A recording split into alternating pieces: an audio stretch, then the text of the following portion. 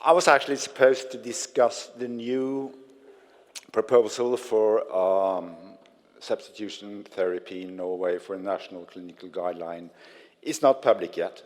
It will be public next month for a hearing. So what I will do is give you a very brief overview of the history of substitution treatment in Norway, look at the present situation, and then share some ideas of the future. See if I can make this. I'll start with this one. As an historian, I think this is fairly important, that to know where we are today and how we got there, we have to know history. And that's the only way we can be able to shape the future. So, start with a historical photograph. Who knows who those guys are? Cry out the names. Yeah. It's the doctors Vincent P. Dole and Marie Nicewander, who are the founding father and mother of all substitution treatment. And I must say, this is still the only show in town. There's actually been nothing new since that. They published their article in 1965 on methadone maintenance treatment. So it's the best and only show in town. And we have to look at what they say to be able to know. We have refined and polished and developed substitution treatment, but this is still the foundation. And I want to take one quote. Methadone is a medication for the physiological opioid addiction. It does not change the personality, but lies physiological foundation for rehabilitation.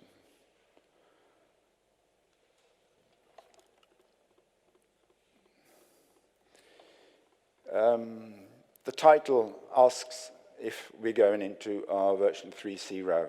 That is Ina's title. And I said, yeah, that's good. And then making this paper, I started thinking, what's version 1.0? What are the other versions? How did Ina think to get to 3.0? So the first years, version ground zero, 1967 to 76, and then on to 85. The years of denial.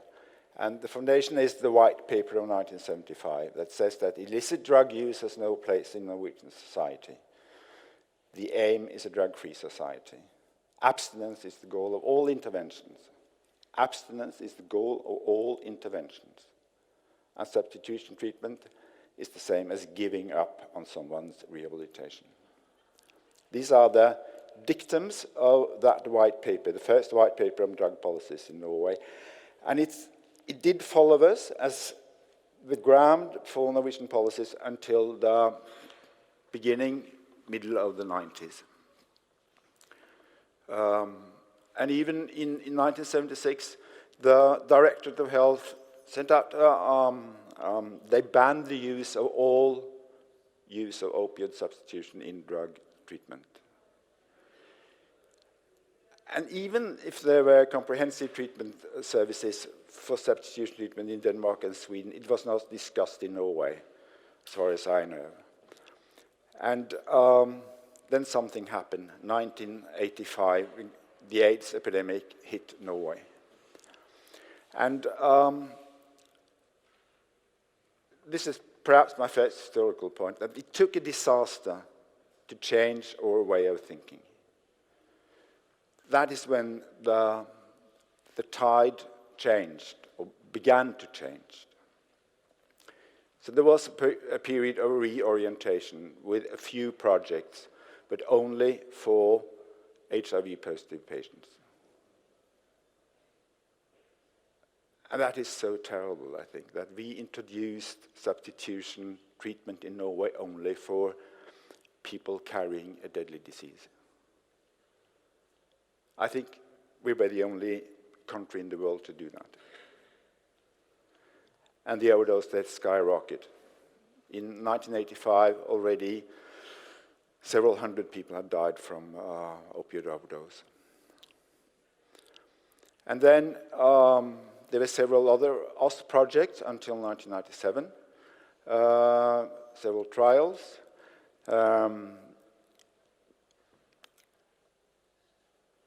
And substitution treatment was fiercely discussed in the drug treatment community.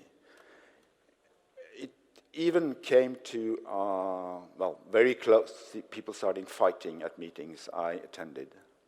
And I remember we had printed an article in the journal I was editing on proposing methadone treatment in Norway, and one of the people at the Directorate of Health called me up and said, and you should know, Martin Blindheim, that if we get methadone treatment in Norway, you will be guilty. That was the level of emotion in that discussion. I want to quote the American expert who visited us in 1992 for a meeting, and she'd been meeting with several experts in Norway before that meeting, and she started her talk by saying, I want to remind the audience that methadone is not a religion you believe in or don't believe in. Methadone is an evidence-based medication to treat opiate addiction.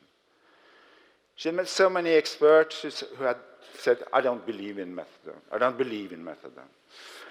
So she had to say that. And also at the time, we had, for the first time, I think, in Norway, demonstrations in the streets where the drug users took to the streets to demonstrate for methadone. And I remember the first picture Erika showed us, that they talk, we die. That reminds me so much of that period with all these activism and AIDS activism. That slogan could be taken from the AIDS activism period in Norway. They talk, we die. I love that photograph. This is another one from the same demonstration. And then finally, in 1997, the Parliament discusses opioid substitution treatment at length and decides that we should have a program integrated to the Norwegian healthcare system. And at that time, 1,500 persons had died from drug overdose in Norway. And then we got the first project, and Helge here is much better telling you about these projects than I am. But anyhow, we had among the strictest inclusion criteria in Europe. You had to be at least 25 years old. You had to at least have used for 10 years. You must have tried several abstinence-oriented institutions or treatments. And perhaps the most stunning thing about this period is that when the Parliament discussed, before the Parliament discussed this OST, we had all the counties in Norway were asked to send in numbers of how many do you think can really profit from OST. And the number was 600 to 800. 600 to 800.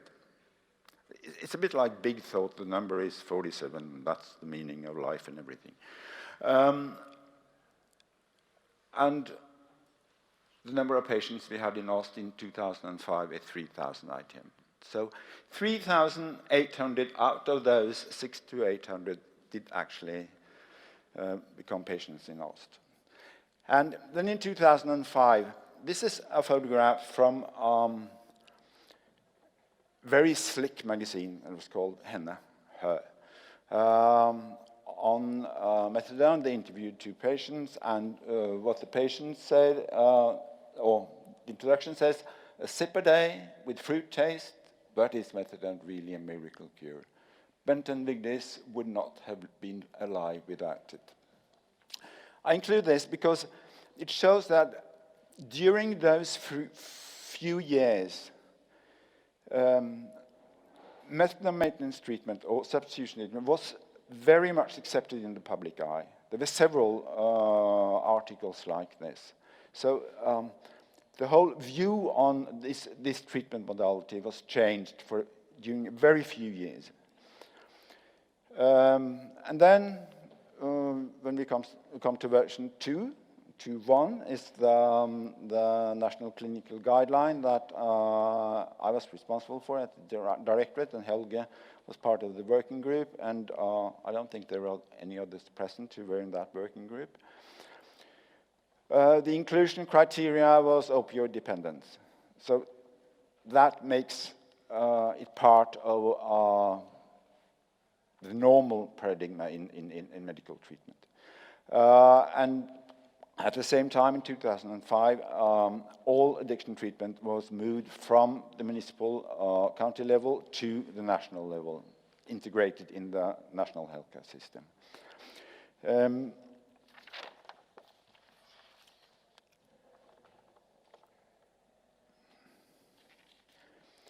So the next step then would have been the implementation up till today. And what we've seen is that OSS is gradually becoming more geographically uniform. There are no waiting lists anymore. There used to be long waiting lists. We give out less methadone, more buprenorphine, and a very small minority even get morphine. There are very few involuntary discharges. In 2005, there were many, and people were kicked out of substitute treatment for smoking cannabis. And included in this system is both rehabilitation and harm reduction, which has been discussed and will be discussed later on.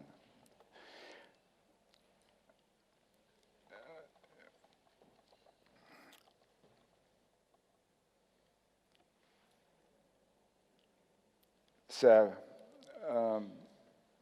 at present, I would say that from total denial up until today, we have been able to make opioid substitution a good treatment with lots of points that can be improved. There are more than 8,000 patients included now, and there is a very high retention. This is an old population that grows older, and they have serious somatic and mental comorbidities. And there are lots of things that can be better. There is inadequate patient involvement. There is inadequate treatment for the comorbidities. There is inadequate help with social rehab. There are challenges with leakage.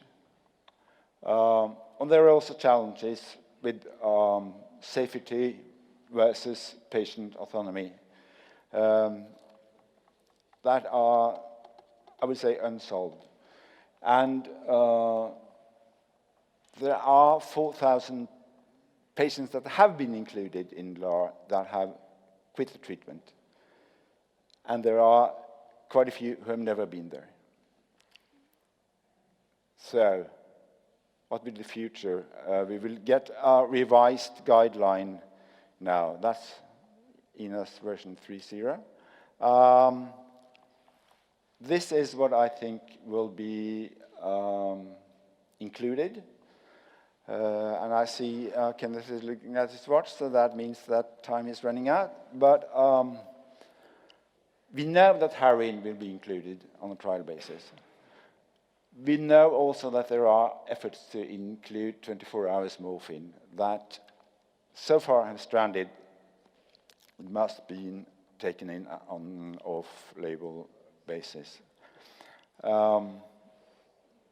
We think the other points will be included. And then, what will the future hold? The far future. Will there be a cure for addictions? This is worth a whole seminar. I don't think so. Would we, as Wim van der Brink said, have personalized addiction medicine in the addiction field?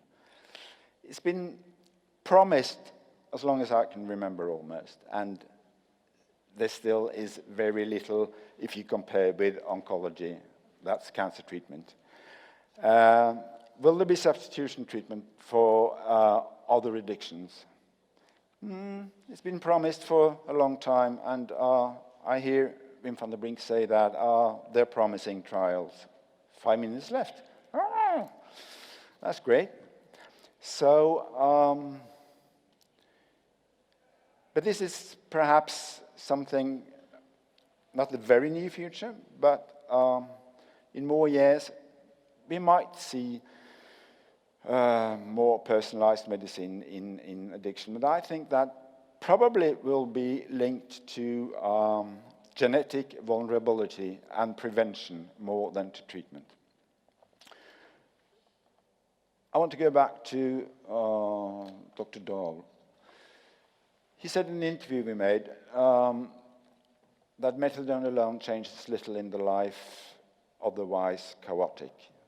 We never said that methadone provides a man who fell out of school with an education, or provided dignity to a person who lacks self-respect, or a social network to someone who has lost it. Such problems must be treated with other methods. I think perhaps what Dr. Dole says here is the greatest challenge, that we give people a medication, but we don't help them with the other needs they have.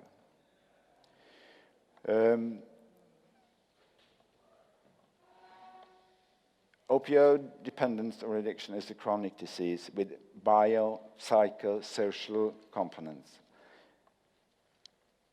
It's a complicated disease. And due to the nature of this disease, the treatment will be, in most cases, include multiple interventions over a long period of time. And it needs to include comprehensive patient involvement on all levels.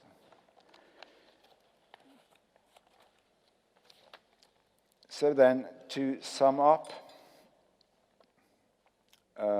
since 1976, when we started counting, more than 7,000 persons have died from overdose in Norway, most of them from injecting opioids. Today, there are more than 8,000 patients in opiate substitution treatment in this country. And most of these patients would have been dead if they hadn't been in opiate substitution treatment, in what we call LAR. And if we had started this treatment modality earlier, perhaps most of the patients who are dead would have been alive. And in the future, I think we need a treatment that is available to all opioid-dependent persons, where they are welcomed with respect and individually tailored treatment.